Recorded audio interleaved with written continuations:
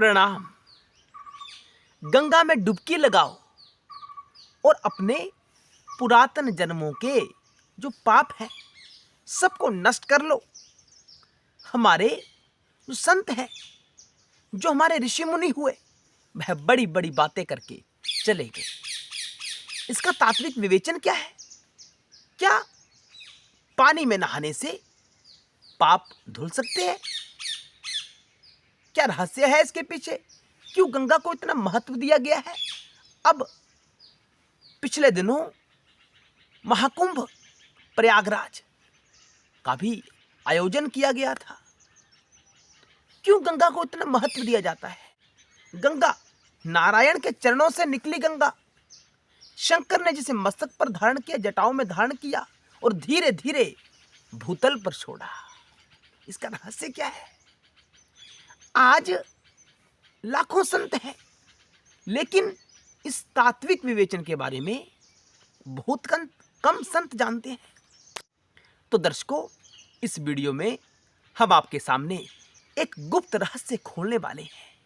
शिव और गंगा का आपस में क्या संबंध है? क्या संकेत है कि शंकर जी जटाओं में गंगा को धारण करते हैं और धीरे धीरे हम सब लोगों के उद्धार के लिए पृथ्वी पर छोड़ते हैं? जो रहस्य आज हम आपको शिव कृपा के माध्यम से इस वीडियो में बताने वाले हैं, वो शायद आपने कभी नहीं सुना होगा। इसलिए सावधान, वीडियो अंत तक अवश्य देखना, स्किप करके ना देखना, क्योंकि ज्ञान प्रभावी तभी हो सकता है जब हम ईमानदारी प्रस्तुत करते हैं।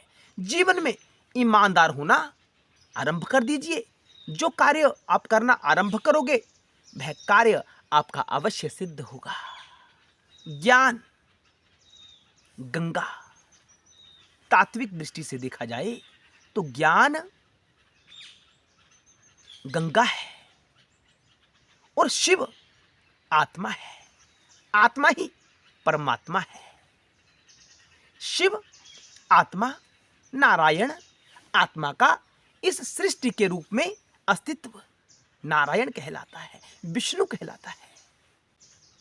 विष्णु यानी नारायण के चरणों से गंगा निकलती है, यानी अस्तित्व के पास ज्ञान तो है।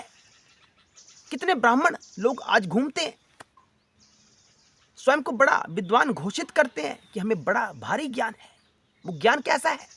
अहंकार का ज्ञान है। जब गंगा चरणों से निकलती है, नारायण के चरणों से जब गंगा निकलती है, तो वह अहंकारी होती है। उसके पास अहंकार होता है। आपने कथाओं के माध्यम से सुना है। उसे अहंकार है कि मैं भूतल पर जाऊंगी तो मेरा वेग पृथ्वी सहन नहीं कर पाएगी। उसे अहंकार है। सिद्ध होता है कि जो गंगा सीधी सीधी नारायण के चरणों से निकलती है, वह अहंकारी है। और गंगा क्या है? गंगा ज्ञान है। अस्तित्व के पास ज्ञान तो है, ब्राह्मणों के पास बहुत ज्ञान है, लेकिन वह ज्ञान केवल अहंकार को बढ़ाने वाला है। साधकों, हमारी बातें हो सकता है आपकी समझ से बाहर की हो, आपकी समझ में ना आए, लेकिन फिर भी आप वीडियो को बार बार देखना। जो तत्व का रहस्य हम आपके सामने खोल रहे हैं, वो आज तक YouTube पर किसी ने नहीं बताया होगा। ये फर्स्ट टाइम है, इसलिए वीडियो अंत तक देखते रहना। हम रहस्य खोलने वाले हैं।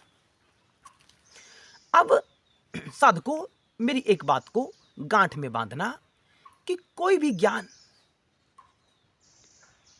जो आत्मा के रूप से जागृत ना हो, जिसमें आत्मा का प्रभाव ना हो, यानी शिव का प्रभाव ना हो, वह विनाशकारी होता है। जब तक गंगा शंकर जी के मस्तक पर नहीं आती है, तब तक वह अहंकारी होती है। वह ज्ञान अहंकार को बढ़ाने वाला होता है। जो आजकल समाज में ज्ञान है, कैसा ज्ञान है? अहंकार को बढ़ाने वाला, क्योंकि उसमें आत्मा का रस नहीं है, आत्मा का असर नहीं है, आत्मा का बल नहीं है। बड़े बड़े कथावाचक बड़ी बड़ी बातें करते हैं, कथाएं तो सुनाते हैं गंगा जी की, लेकिन तात्विक दृष्टिकोण से कोई समझा नहीं पाता गंगा को। गंगा ज्ञान है। जब तक वो नारायण के चरणों से निकलती है, यानी अस्तित्व से निकलती है, इतने सारे वेद शास्त्र पुराण इत्यादि ग्रंथ हैं, हम उनका ध्यान कर लेते हैं, हमारे पास अहंकार आ जाता है। वो गंगा है। किस स्थिति की गंगा है? जब वह चरणों से निकलती है, विष्णु जी के चरणों से निकलती है, वह अहंकारी गंगा है।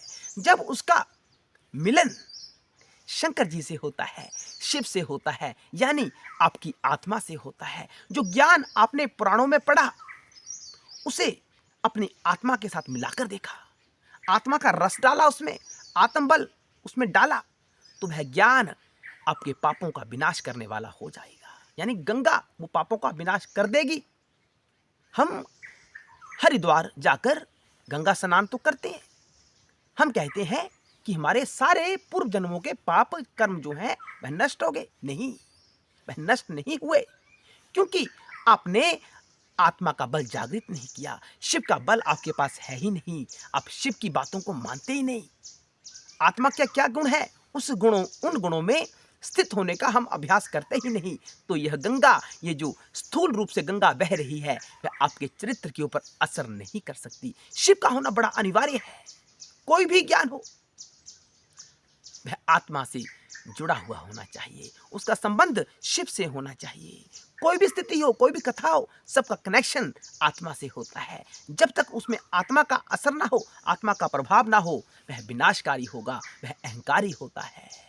वह आपकी चेतना को ऊपर उठाने की तुलना में आपकी चेतना को पशुवत बना देता है। हमारा अहंकार जागृत होता है कि मैंने तो गंगा में स्नान किया, डुबकी लगाई, मेरे सारे पाप नष्ट हो गए। हमारा अहंकार बढ़ रहा है वहां पे। वहां शिव नहीं है, वो केवल गंगा का साधारण तत्व है। साधारण तत्व अहंकार को बढ़ाने वाला है। गंगा अहंकारी है। जब तक शिव के साथ गंगा का संयोग नहीं होता, यानी जब तक ज्ञान के साथ हमारी आत्मा का संयोग नहीं होता, आत्मा का योग होना बड़ा आवश्यक है ज्ञान के साथ, तभी ज्ञान वह प्रभावी होगा, आपके चरित्र के ऊपर वह प्रभाव डालेगा, अन्यथा नहीं डाल सकता। इसलिए इस रहस्य को समझिए कि शिव ने गंगा को मस्तक पर धारण क्यों किया। क्योंकि गंगा क्या है, अहंकारी है। उसे अहंकार है कि कोई मेरे वेग को सहन नहीं कर सकता। शंकर ने उसे जटाओं में समेटा और उसके अहंकार को समाप्त किया और धीरे धीरे उस ज्ञान को पृथ्वी पर छोड़ा। धीरे धीरे छोड़ने का अर्थ क्या है कि जो वेद पुराण शास्त्र में जो ज्ञान बताया गया है वो ज्ञान सबको है।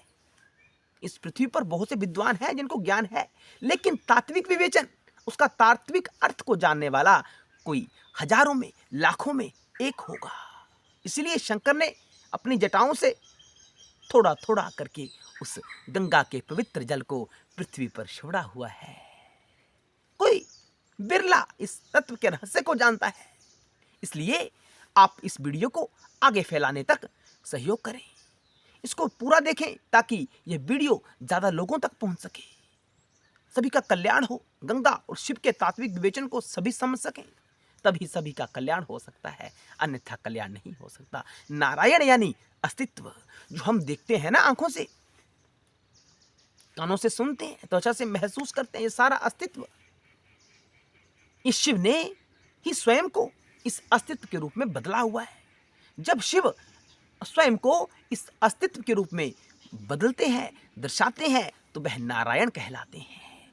और ज्ञान जब साधारण रूप से हमारे सामने आता है तो वह अहंकारी होता है। आज ज्ञान को धारण करने वाले, यानी ज्ञान को प्राप्त करने वाले बहुत से लोगों को प्राप्त हो जाएंगे, लेकिन जिनके चरित्र पर उस ज्ञान का प्रभाव हुआ होगा वह लाखों में, हजारों में कोई एक व्यक्ति होगा। यही रहस्य है, यही तात्विक विवेचन है शिव और गंगा का। गंगा यानी ज्ञान, शिव यानी आत्मा, और आत्मा ही परमात्मा। हर हर महादेव, जय शिव शंकर। दर्शकों, कुछ लोगों का कहना है कि गंगा नारायण के चरणों से निकलती है, शिव उसे मस्तक पर धारण करते हैं। इसका अर्थ कि शिव नारायण से छोटे हुए। आजकल यूट्यूब में हमने देखा ऐसा ऐसा भ्रम फैलाया जा रहा है, लेकिन तात्विक विवेचन को कोई नहीं जानता। दृष्टि हमारी संसारिक है, इसलिए हम इन बातों के संसारिक अर्थ लगाते हैं, जबकि अर्थ तो इसके विपरीत है। बड़ा छोटा होने का अर्थ नहीं है। ठीक, अब जैसे नारायण ने अपने ऊपर शेषनाग को धारण किया हुआ है, तो क्या इसका अर्थ यह हुआ कि नारायण शेषनाग से छोटे हो गए? नहीं, इसका यह अर्थ नहीं है। इसका तात्विक विवेचन तो कुछ और ही होता है, बहुत कम लोग जानते हैं। यही रहस्य हमने आपके सामने इस वीडियो में खोला। इसलिए चैनल से जुड़ जाएं, वीडियो पूरा देखा करें, तभी आपका कल्याण हो सकता है। हर हर महादेव, जय शिव शंकर, जय भोलेनाथ।